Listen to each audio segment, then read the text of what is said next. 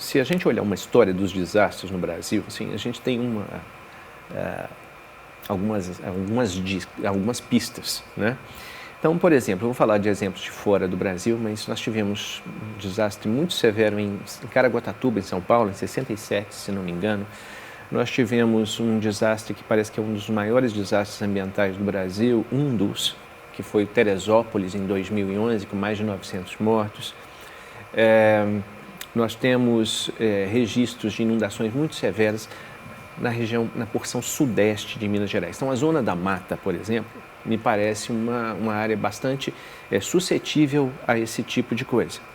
Então, porque isso, tanto Caraguatatuba, quanto o Rio de Janeiro, enfim, essa região mais sul-oriental do Sudeste, ela tem uma conjunção de coisas que potencializam desastres.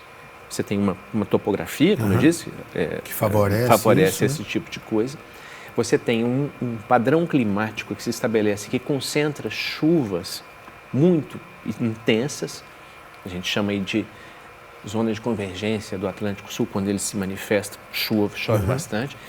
E se você pensar na zona da mata, ela é como se fosse um degrau do relevo de Minas Gerais. Você está na área central, você está alto, a zona da mata é um rebaixamento. Então, aquilo que chove nas partes altas flui para as áreas baixas. Então, nós temos aí uma propensão, né? Uma suscetibilidade à ocorrência de desastres. Cataguás, Muriaé, aquela região toda, né? Sim. Professor, esses rios monitorados em Minas, Rio Doce, por exemplo, nós já tivemos tragédias em Valadares, né?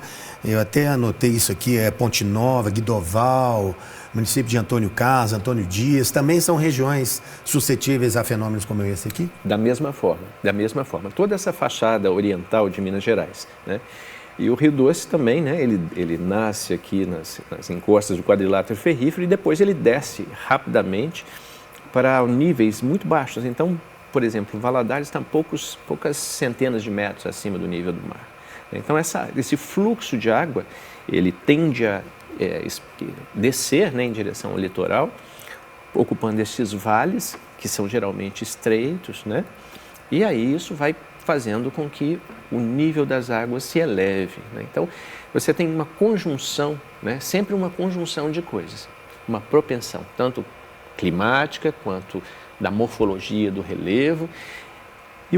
E mais uma vez, Beni, o que cria os problemas mais sérios é a forma como a gente ocupa essas áreas, né? Então, você vê cidades na zona da mata, zona no leste de Minas, que elas são construídas basicamente quase que dentro do leito dos rios, em suas margens, em suas áreas de várzea que são inundáveis, né? Então, sabendo, né, tendo ciência de que essas áreas são suscetíveis, ainda assim se constrói nessas áreas.